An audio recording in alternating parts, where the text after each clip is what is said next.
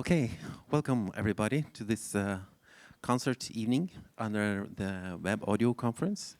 We will have a lot of legendary people and performances here today. We're starting with the keynote from Rebekah Wilson. So please welcome Rebekah.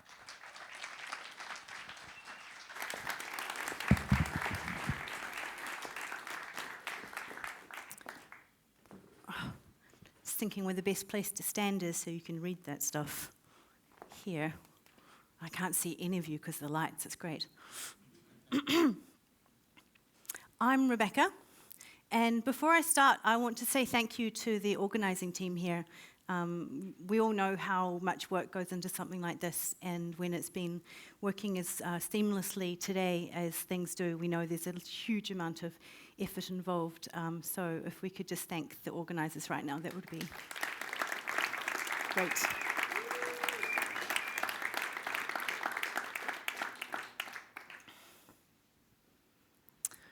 I am a composer and a technologist, originally from New Zealand, and I studied traditional composition and acousmatics in the 90s, when acousmatics was a cool word. And I had the great fortune after that to be artistic co-director at STIM in Amsterdam, the studio for electronic and instrumental music. And it was there that I became passionate with interactive electroacoustic music. So instead of statically creating files that would get played back, this was in my introduction to live electronics, and it's been a passion of mine ever since. I was a self-taught programmer due to my passionate need for two things, which I'm sure you'll share. One, a need to make things, just stuff, a need to make stuff. And two, a need for self-expression. And in 2003, after my time at STIM, I co-founded Source Elements in Chicago and began working on a prototype, which took about 1.5 years to get out to the public, for sending high-quality audio over the internet. It was initially for the purposes of working with post-production, orchestras, and studio musicians.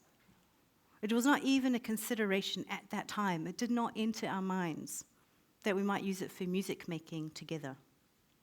But since the last 4 or 5 years, as the potential of really amazing internet audio applications has exploded, and bandwidth has exploded, and access to bandwidth has increased around the globe, I've become really interested to see how these tools could be used for interactive music performance. Because in my years running Source Elements, I always got asked, all the time, when will you fix the latency?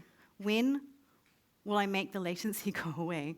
As if I could do something about that in the software. It became a really important question for me, because I come from an island in the South Pacific, almost as far as you can go before you come back again. So when I arrive home, if I go back home for the summer after a holiday from the Northern Hemisphere, I sit down at my computer and I get on the internet, I SSH into a server. There's always a moment that first day and I'm like, God damn, why is it taking so long? Because we have like maybe an extra 100, 200 milliseconds latency to get all the way over there. It's a very, very long way away for those of you who have braved the flight to do that. But after a few days, I adjust, the latency becomes natural, and I don't think about it anymore. But what happens when we go somewhere a bit further away? Say, what happens when we colonize the moon? The distance between us and Earth, on the moon, between us and the moon, I'm going to the moon, will be almost 400,000 kilometers. And when Michael Collins circled the moon in Apollo 11, waiting for Armstrong and Aldrin to come back, he communicated back to mission control with a 2.5-second latency. It might not seem much, but you can see from this graphic, you really can't share a beat in time with that kind of latency. And when we colonize Mars, we're going to get 3 to 22 minutes, depending on the orbit, because our orbit with Mars is elliptical. How will we interact with this kind of latency? We don't have a social model for this. Because actually, we don't think a lot about communication latency. Particularly, popular media and science fiction have not helped. And when was the last time you saw a movie when they're like, "Hello, John, down on another planet"?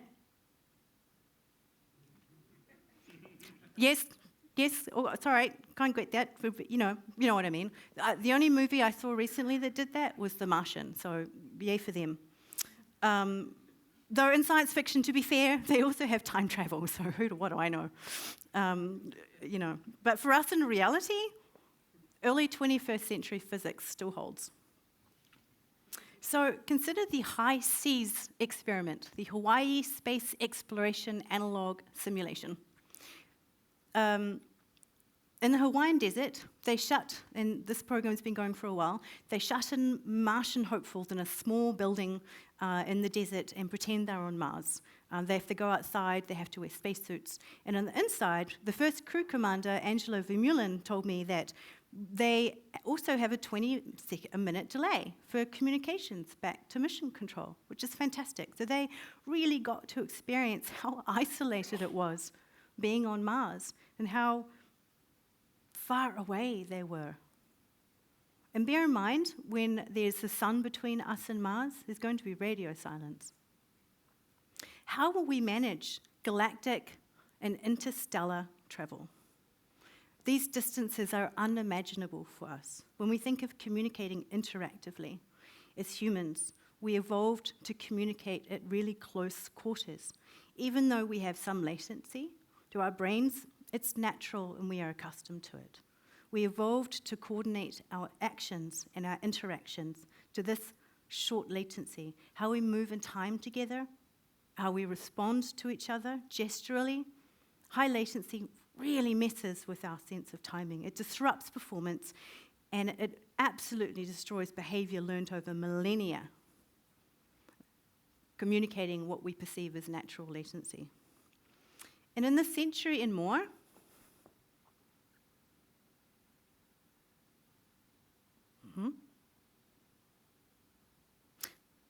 I skipped a slide. See if I can go back. In this century, aside from thinking about the long galactic epochs of the future, we're already communicating at long distances, comparatively. It's part of our 21st century life. Some of us have moved away, or we're working with collaborators in different continents. And while traveling is a wonderfully immense thing to be able to do, for those of us who can travel, there's many who cannot. Whether this is the cost of travel, flight guilt with climate change, physical challenges and disabilities, geopolitical conflicts, or simply a desire to stay at home with our families. We have many reasons to stay, and we have many reasons to go.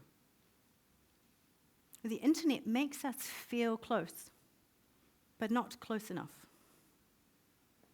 We can't do one of the most cherished things that we love to do as humans, make music together. Because when latency is higher than, say, 30 milliseconds, we don't experience musical interaction as fluid. And when we're not interacting fluidly, we stop feeling as if we're in sync with each other. And yet I think the drive to play music is so strong, so fiercely strong, that we'll find solutions. So on that note, I'm going to perform a live piece of music with a friend of mine, Rainier, who's in Rotterdam. Rainier, do we have you on the speakers? Can we say hi again, please? Hi. So Rainier is coming up on the back speakers. He's in Rotterdam. And that's about 1,325 kilometers away. It's about 4.4 milliseconds at light speed.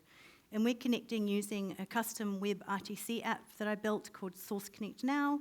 And we are using a program of mine that I'll explain afterwards.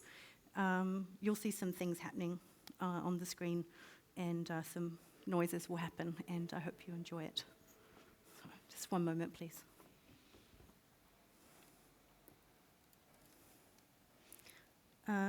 Rainier, do you hear this?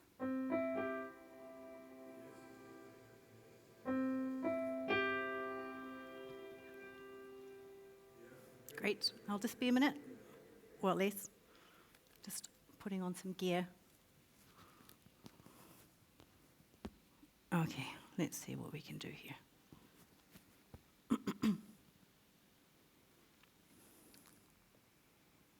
I have to restart something. Let's see if I'm getting any errors.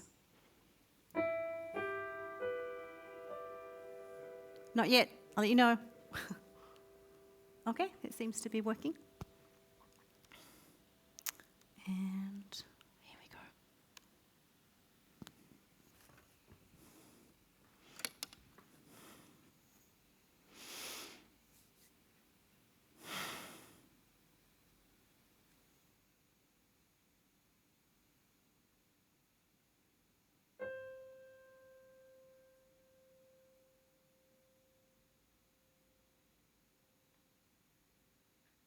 Veronier, do you see series 1? Yes, please here.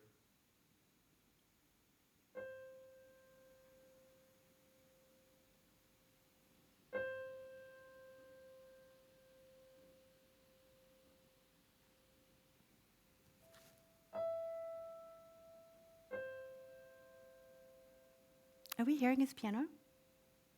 Yep. Okay. Sorry, I can't.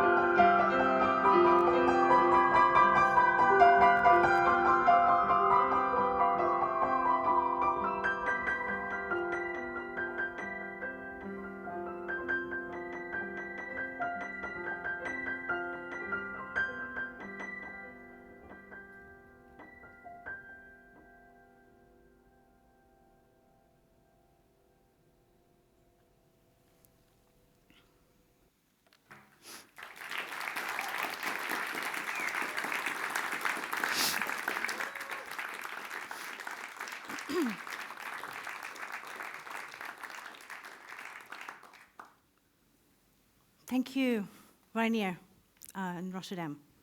Yeah, thank you, Rebekah. It was nice. So I have to restart this thing from the beginning because my app is buggy.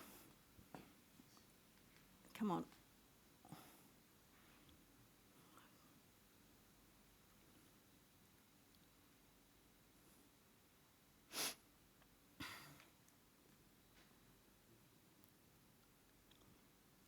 I'm just going to talk for about 10 more minutes and then I'll leave you to it.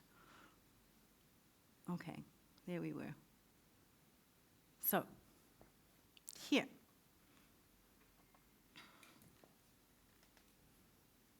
So, as I said before, that performance was 1,325 kilometers away from us, about 4.4 milliseconds. Although maybe I didn't get the center of Trondheim, it could have been 4.5, I'm not sure. It was fairly effortless for us to play together, and we both have a microphone, really good internet. And so the question is, why are we not all doing this? We play games on the internet together, we chat, we make collaborative documents, we don't play music. We perceive that the latency is simply too high. And given that it's a property of physics, it's not going away. Maybe one day time travel, quantum tunneling, quantum entanglement. Sadly, not a physicist. We should change the question. If latency won't go away, what needs to change for us so that we can play music together? So the remainder of this talk, I'm going to introduce my research into latency aesthetics, how the internet can actually be compatible with music performance.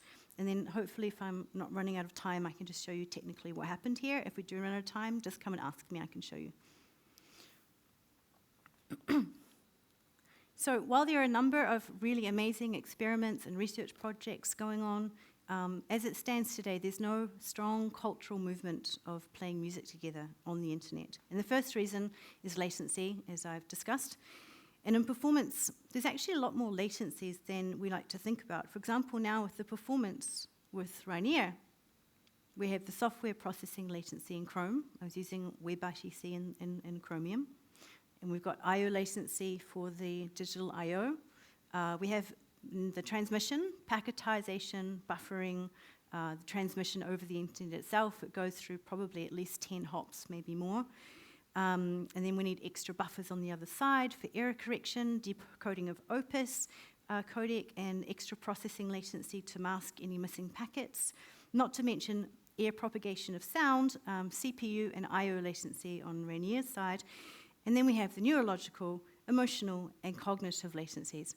And all of this can be just as high as the network latency. And yet, we accommodate for that. But a second major disruption is mediated presence. So when we connect over the internet, we're sending digital representations of ourselves, representations that are very limited or very stylized. And this is mediated presence. We're compressed, filtered, frame rate limited, cropped. We are effectively sending sensory limited avatars, which makes it difficult for us to determine the true intention of each other. If I can't see you very well, if I'm not able to glance in your direction for immediate reassurance of what we are playing together, of what you're able to do, I have to rely on other information. But I believe we can accommodate for these two problems. And I completely disagree with the idea that the internet will always disrupt musicality. I'm absolutely confident that we can learn to play together over the internet. Our brains already compensate for large amounts of latency, and we can learn to compensate for more. So then we should learn as much as we can about the constraints and possibilities of the internet. So the network experience is constrained by latency, mediated presence, as I've just mentioned, and then it's also multi-located and multi-authorial. I think this is part that's pretty fun, is actually one of the more interesting characteristics of network performance, in that we become multi-located and multi-authored, which means essentially when we are performing in more than one space at once, we have two events happening. They're two real, truthful versions of the performance happening. What Rainier heard on his side was absolutely as valid as what I was hearing, but it was slightly different, because if you think back to what I showed you about the Bach chorale, they were slightly different. But which of us was the right one? We both are. And we also need to consider musical properties itself, rhythm, harmony, and timbre, the main ones.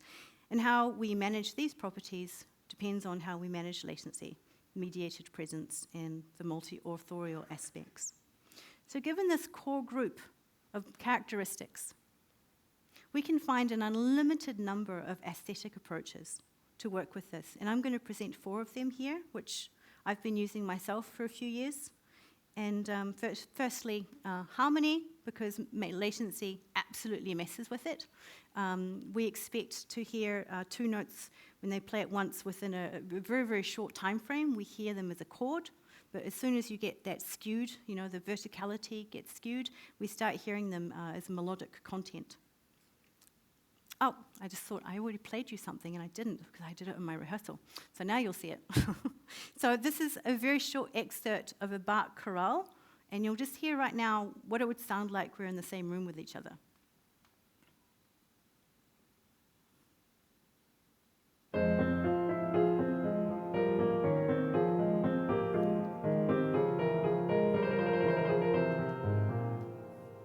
So that's plays as Bach wrote it. And I'm going to play the same chorale next as it might have sounded in another location with other musicians over the internet.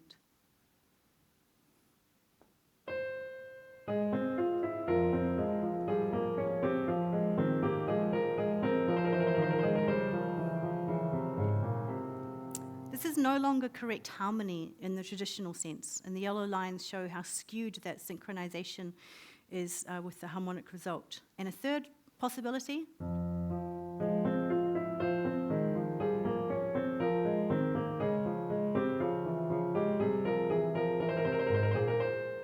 So it's quite different. If I'd have submitted that in my harmony class, my teacher definitely would not have passed me. So that makes it clear we're going to have to consider network music as multi-authorial and a valid experience on all sides, and we need to consider the consequences of the network when it comes to working with harmony. It's simply not possible to sync up each of them in individual spaces when connected over the internet to sound the same, because they're just going to arrive at different times. Another really great aspect of the network is we've got 2 microphones in 2 different spaces.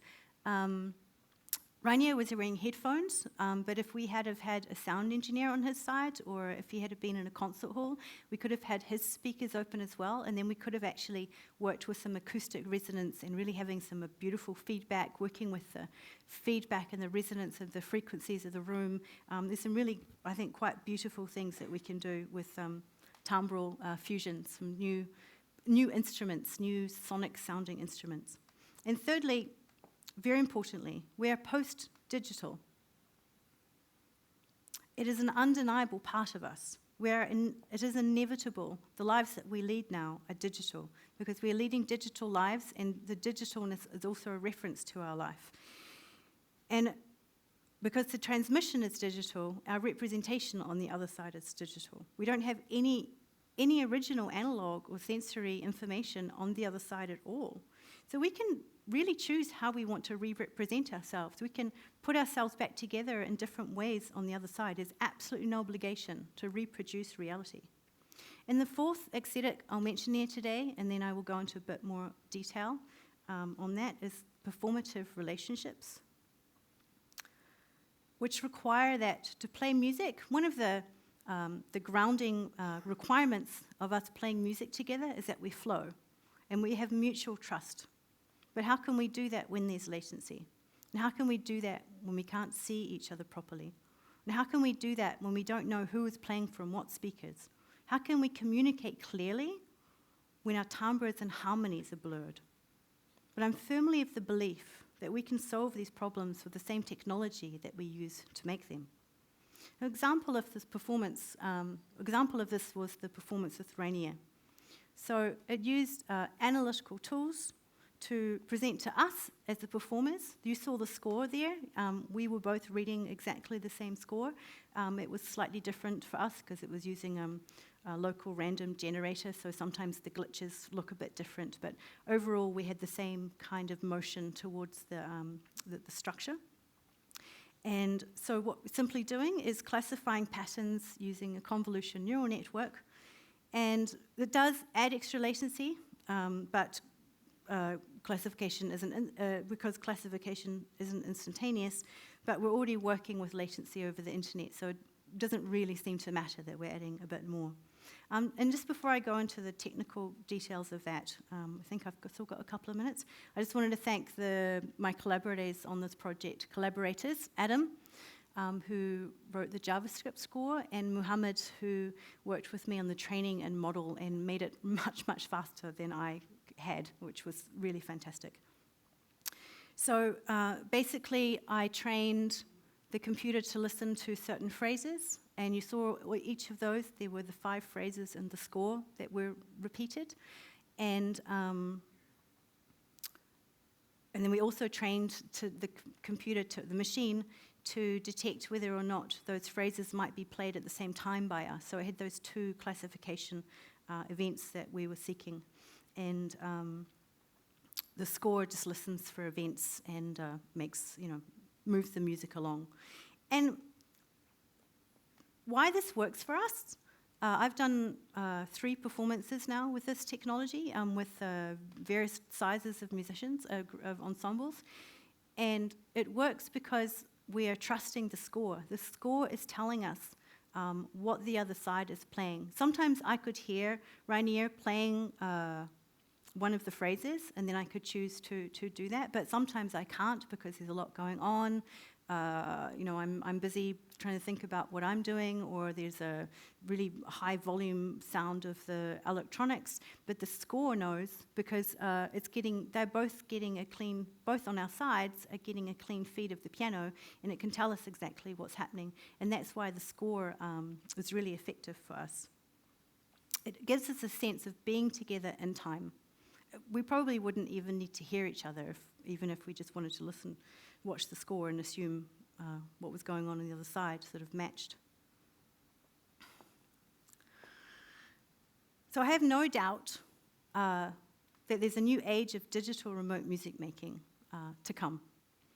In my imagination, this music will be rich in texture, rhythms, sonic possibilities. And to achieve this, we just need to develop technology in step with cultural investigations. And that means our technology must investigate our performance behaviors, and over time, our music and our ears will adapt. Maybe we'll embrace latency as a kind of necessary messiness, the same way orchestras and marching bands have to deal with it. Maybe there will be an entirely new kind of music where latency is a critical property, and even unstable, really high latencies. And maybe right now there's a pair of 15-year-olds, sitting in their bedrooms, a continent apart, using our software to invent this kind of music. And as a closing note, when I was a young woman, very far away, and especially back when I was a young woman, it was really far away. You had much less access to the rest of the world. I struggled at times to access the resources that I needed. And it seems that there's still an underrepresentation of minorities in our digital lives. And so a couple of years ago, I started a scholarship for young women in New Zealand at my university, and just to encourage those who may not have thought about it, because a lot of reason that people don't go into a new field is because they think there's no money there. So offering free money seems to work, and it's been going for 4 years now, and it's so far been really successful. And we at Source Elements were inspired by my invitation to speak here, and we decided to start a diversity scholarship offering our software and services to those who might be able to make use of it and otherwise couldn't have resources to do so. And we'll announce more about this soon. It's our 15th anniversary next year, so we'll be part of that. We're really excited to find out what the future looks like with all of the collaborations that they might come up with. So thank you so much.